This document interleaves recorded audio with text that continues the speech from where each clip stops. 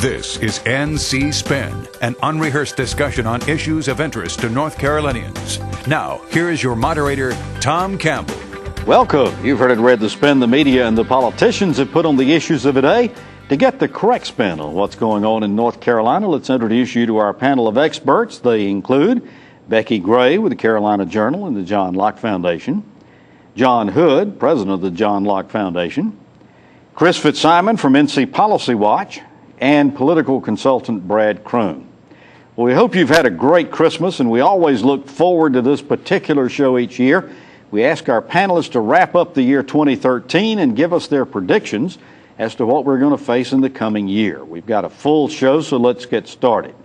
Last year at this time, our panel correctly predicted that 2013 would be a year of great change in our state, and nobody would deny we saw more change in state government than perhaps at any time since the Great Depression. I want to ask all of our panelists, tell us what you think was the top story of 2013 and why you say that's the case. Becki Gray, we'll start with you. Okay, I think the top story, the top impact has to be reform from the General Assembly and this new governor. We saw tax reform, we saw continuation of regulatory reform, saw education reform, and transportation reform, all of which I believe really going to put our state forward. All of these I believe were a good thing. We've obviously seen others who disagree with that, and that has been in the newspapers and been everywhere online this entire year. But I think this whole change, that we talked about, that we predicted, clearly came about, and the General Assembly came in, the governor came in ready to reform and ready to make the changes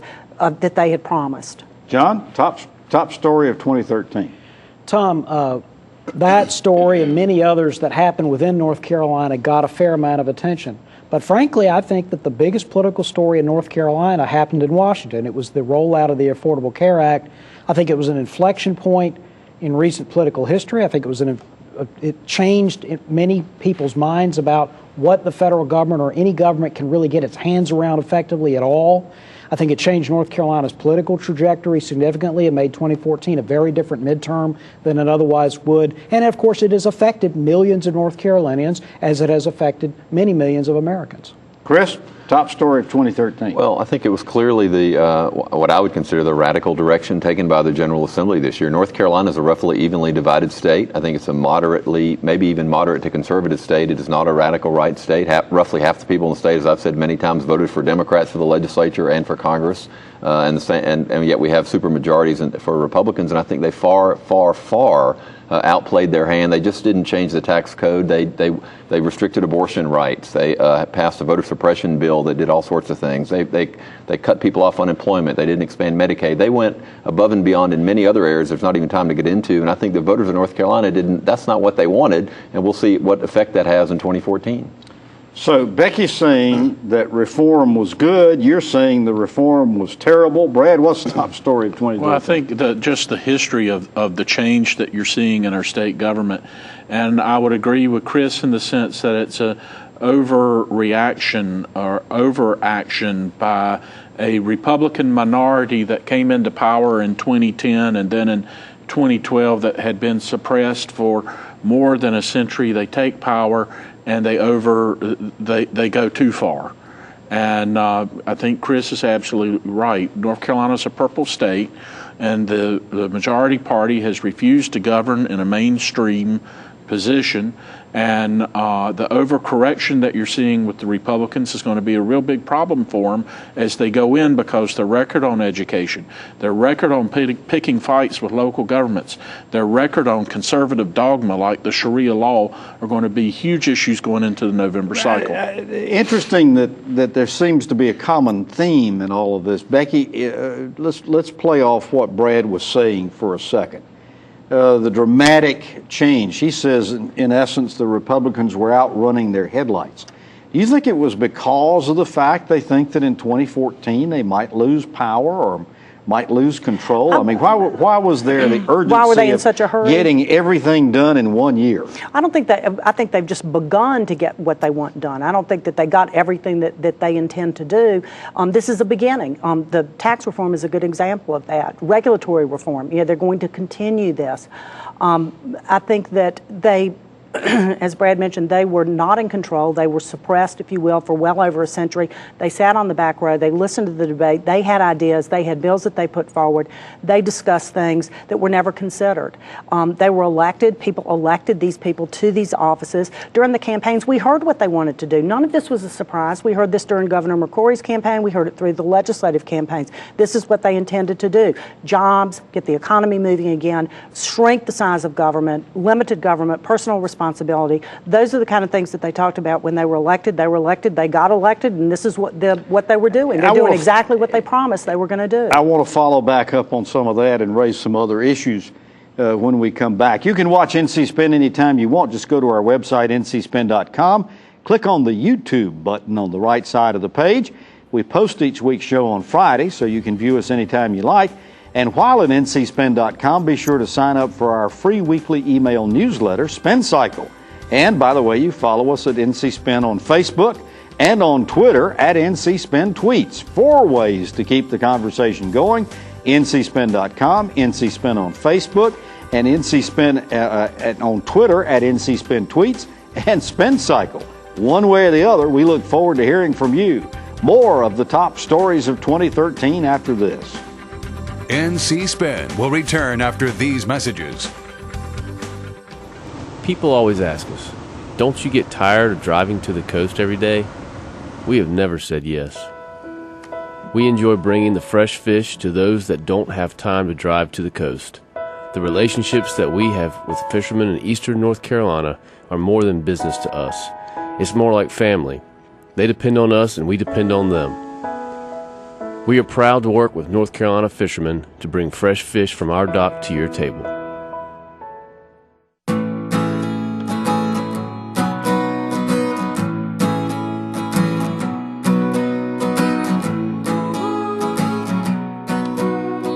The best part about being a member of a Touchstone Energy Cooperative is that it's your Touchstone Energy Cooperative.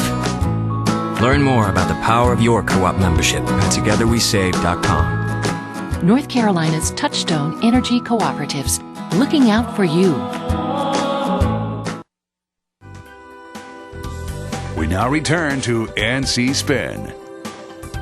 We're asking our panel to review the year 2013, tell us the big stories. We've already heard a lot about reforms and the great changes that took place, but several that you didn't mention, and I'd like to ask for you to look at. John, let's start with the economy in 2013. The economy started out still in the doldrums, and as we end the year, unemployment rates are coming down. We're hearing reports that housing and construction is booming, particularly along the I-85 corridor. Summarize the economy in 2013.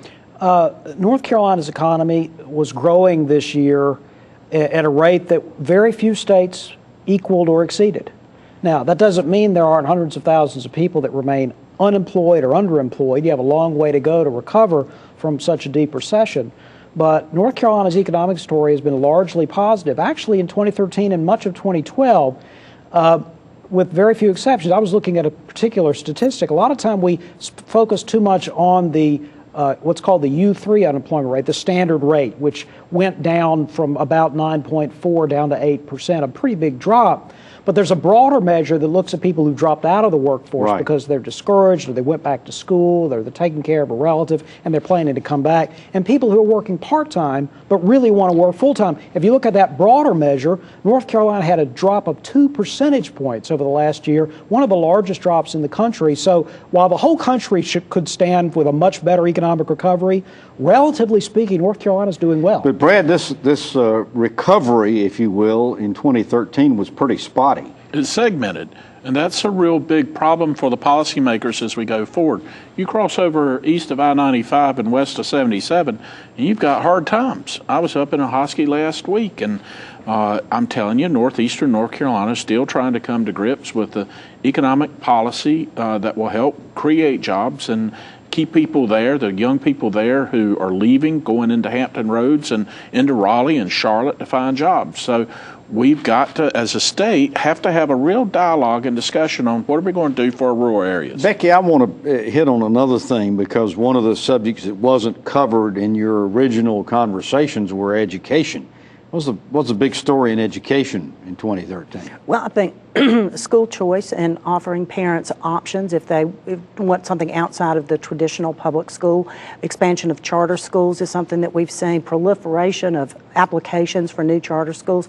It's been a very successful movement, I believe, in North Carolina. And also some real reforms to the public school system with eliminating teacher tenure and instituting contracts for teachers is one of the things that they've done. Focusing on getting children to read by the time they're in the third grade, addressing the dropout problem earlier when they can really do something to keep those kids in school and those kind of things. Chris, I know that you've been very critical of what's taking place in education.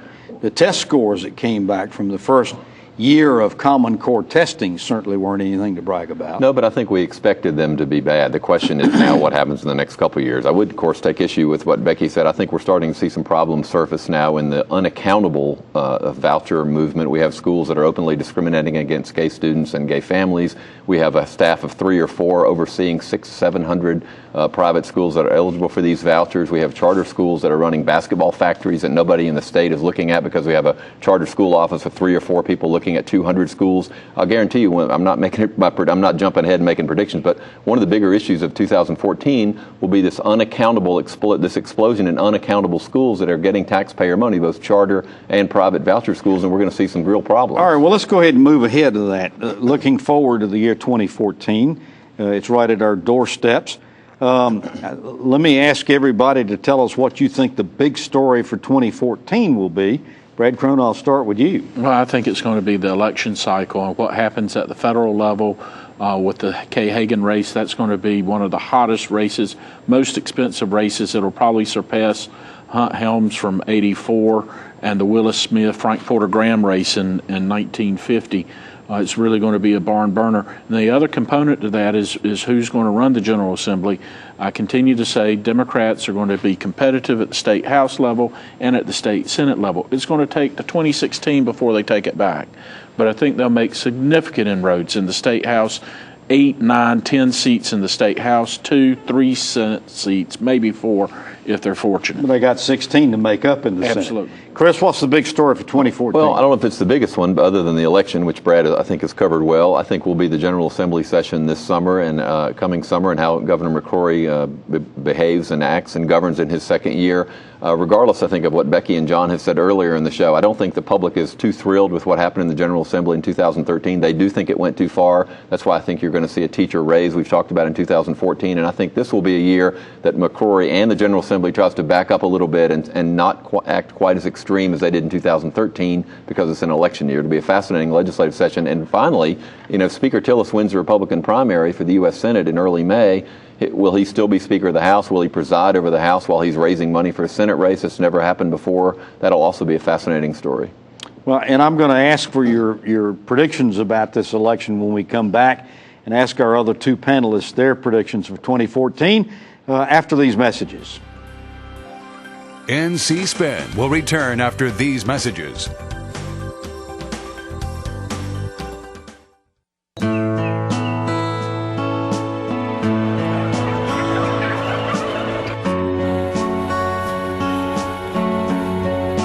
It's true.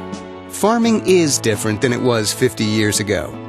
We know consumers have questions about how our food is grown today.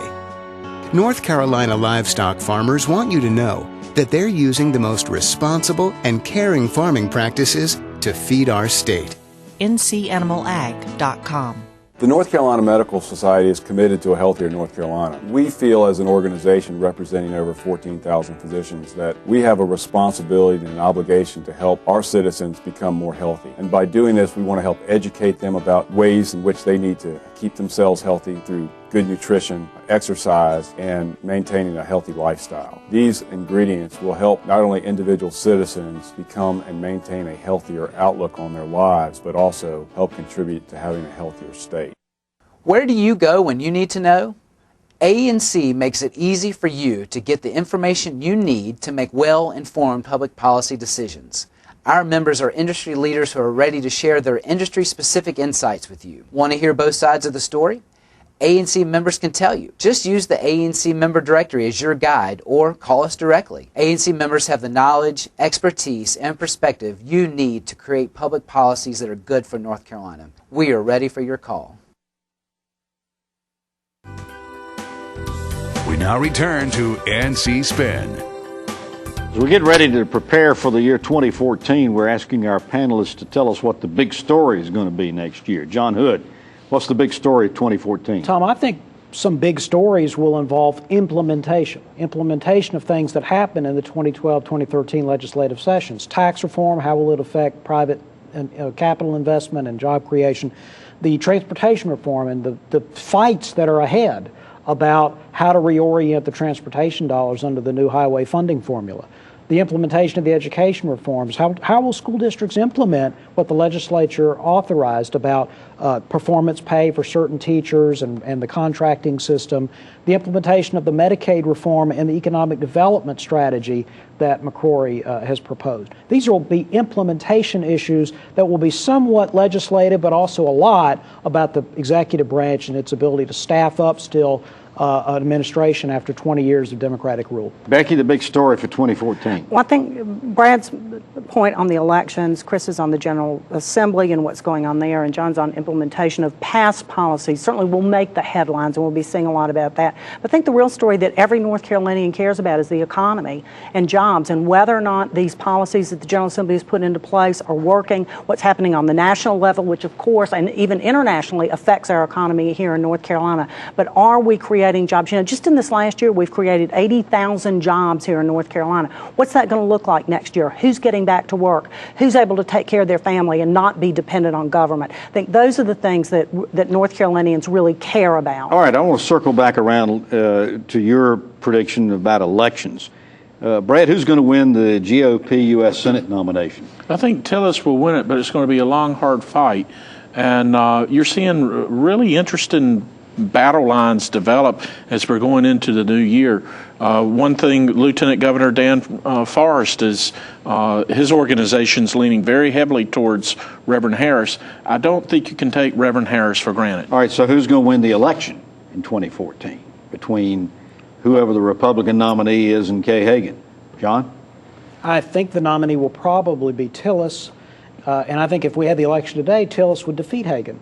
But the election is not today, and so I don't have enough information to give you a firm prediction. Becki, about Congress, what are we going to look for in Congress? Any upsets in Congress seats? Well, I think the one really competitive seat is the David Rouser-Mike McIntyre race. You know, David Rouser just barely lost that race the first time. Of course, one race that I think is going to be very interesting is the 6th Congressional District, the one that Howard Coble has given up now, Phil Berger Jr., and it seems like every day we're hearing of others who are joining that race. I think it's going to be a very, very crowded race and one that will be pretty interesting. Chris, it's not going to happen in 2014, but we're going to have a new speaker in 2015.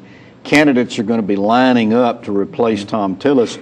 What's your prediction so far as who's going to be having the edge next year? Well, it's interesting because I think a lot of people thought Ruth Samuelson might be a very strong candidate. She's not going to be in the House in 2015. We've talked about some of these names before. I think Tim Moore. I think Tim Moffitt, David Lewis, Tim Moffitt. I think that Mike Hager. There's I think there'll be a long list. And actually, it'd be interesting to see if Republicans can come up with a female candidate, which I think would be an interesting. Brad, so far as it goes, we talked about this short session. Governor McCrory's role. First of all, I think most everybody would agree that he took a while getting his footing. And it might be a good idea to start this conversation with how do you think he did in 2013? Well, what role is he going to have in 2014? I'd give the governor a B, and I'll tell you what, I think he was absolutely overwhelmed on not only the transition being mayor of Charlotte and then actual governor, but the transition of taking over an administration, trying to deal with all the problems, tactical and logistical problems with state government. And he did get left a lot of problems. And then dealing with the legislature. Yeah. I mean, a huge learning curve. So you got to give the guy some slack there. Anybody else want to comment on McCrory's performance in 13 and prediction for 14? I think actually Governor McCrory had a great first year in office. He got the majority of what he wanted through the General Assembly. He got tax reform through. He and his other advisors were very instrumental in negotiating that tax reform package through the General Assembly, and also infrastructure. I'm sorry, I don't want to delay this anymore. But there's several other questions I need to ask in this session. So far as the short session is concerned, Chris, what are we going to see? What do you think is going to happen in the short session? Well, I think, as I said in the last segment, I think there'll be some sort of raise for teachers and maybe for state employees. Medicaid very reform? Expensive. I don't think you're going to see big Medicaid reform, not in an election year. I think you'll see a short session if they can help it to try to get out of town. Economic development is going to be a big deal. The legislature's not happy that McCrory's proceeding. All right, John, economy prediction for 2014. I think it'll be at least as solid a rate of growth as we saw in 2013, and that's not bad. All right, when we come back, we're going to ask about the big surprise next year. Stay with us. NC Spin is brought to you in part by the North Carolina Farm Bureau. The Farm Bureau and Agriculture. We keep North Carolina growing. You trust your family physician to care for you and your family. We treasure that trust and are committed to providing the best care possible for all North Carolinians. It's time for Medicaid reform, but not without input from North Carolina's family physicians. Medicaid reform will impact health care for all of us. Tell state leaders you want your physician involved. We need Medicaid reform that's good for North Carolina. To sign our petition of support, visit rnchealthcare.com. North Carolina is a great place to live, work, and raise a family, but we consistently rank in the bottom third for state health. Poor health choices and inactivity cost our state $54 billion a year, dollars that could be saved through healthier living. We can do better, North Carolina. That's why NC Spin is working with health and community organizations to launch a Healthier NC, an education campaign and challenge to live healthier lives. Join us at ahealthierNC.com. We now return to NC Spin. Every year produces one or more major surprises. Instead of asking our panel to tell us what we don't know on this segment, we're going to ask them to tell us what they think the big surprise will be this coming year. John Hood, we'll start with you. Tom, I know this is a perilous prediction to issue, but I think there will be bipartisan action in Congress to make substantial changes to the Affordable Care Act, a.k.a. Obamacare, perhaps even describing it as a rewrite of the bill. And furthermore, I think that Kay Hagan and perhaps Mike McIntyre will not only be voting for the bipartisan package, but probably be involved in its crafting. All right. Tell us something, not tell us something. We don't know. What's the big surprise going to be? I don't know that this is really a surprise. It's sort of a redirection that I think we're going to see. We've heard a lot about the reforms that have taken place. I think we're going to be hearing more and more about energy as far as hydraulic fracturing, offshore drilling, those kind of things, and also looking at renewable energy in North Carolina, the role that government should play on that with subsidies. I think we're going to be hearing more and more about that as we move into the new year. Brad Crone, big surprise for 2014. I think the court system and interacting, the races that you're going to see in our judicial branch, and especially for Chief Justice, are going to dominate and really point out the critical failure to adequately fund the infrastructure to run our courts. And I think that's going to be a huge issue for the General Assembly this summer and going into next year. Big surprise. Well, I'm going to be diametrically opposed to John. I actually think that the Affordable Care Act will not be as big an issue as you think in the fall election. I think in the couple months, the website, it's already working much better, is going to be working. The more people sign up and realize they're eligible for a subsidy, the more people realize that states that haven't expanded Medicaid are at a disadvantage. This issue will not be as big a deal as we think. All right. I want to ask who you think the big newsmakers are going to be in 2014. John, I'll start with you. Well, I think the governor of the state, Pat McCrory, is going to be, as he was in 2013, the most important political story in the state. But I actually think two people who will increasingly act as surrogates for the governor, Sharon Decker, the Commerce Secretary, and Tony Tata, the Transportation Secretary, will play a significant role in 2014 in a number of issues and in strengthening the McCrory administration's messaging machine. Becki.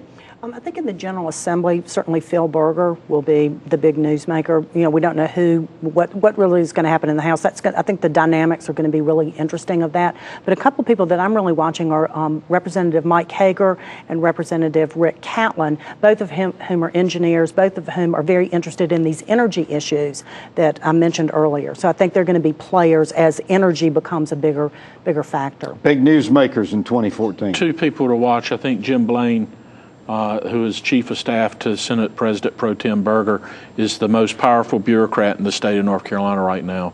And how he governs going into the short session with the budget and all the issues the states, he's going to be really an instrumental person to watch in state government. The other name to watch out for is going to be, on the Democratic side, will be Scott Thomas, the district attorney down in Craven County, looking at running for attorney general. All right, newsmakers. Well, I think we'll hear a lot from Senator Josh Stein, who's already announced he's going to run for attorney general in 2016. I think he'll take even a more active and vocal role in this summer's legislative session. I think former Commerce Secretary Keith Crisco, who looks like is planning to run for Congress, will be a fascinating race to see him run against Renee Elmers. He'll be a very strong candidate, even in a Republican district. All right, newsmakers for 2014. Well, you've heard our spin on the issues of the day. To stay informed all during the week, give your feedback, read our weekly column, visit our website, ncspin.com, or catch NC Spin on Facebook. We hope you've had a great Christmas season. We hope you're going to have a wonderful New Year's period, and that you'll come back next week when we'll take on more issues of interest to the people of North Carolina. Until that time, Happy New Year, stay informed, and watch out for the spin. Join us next week and get the spin on issues facing our state.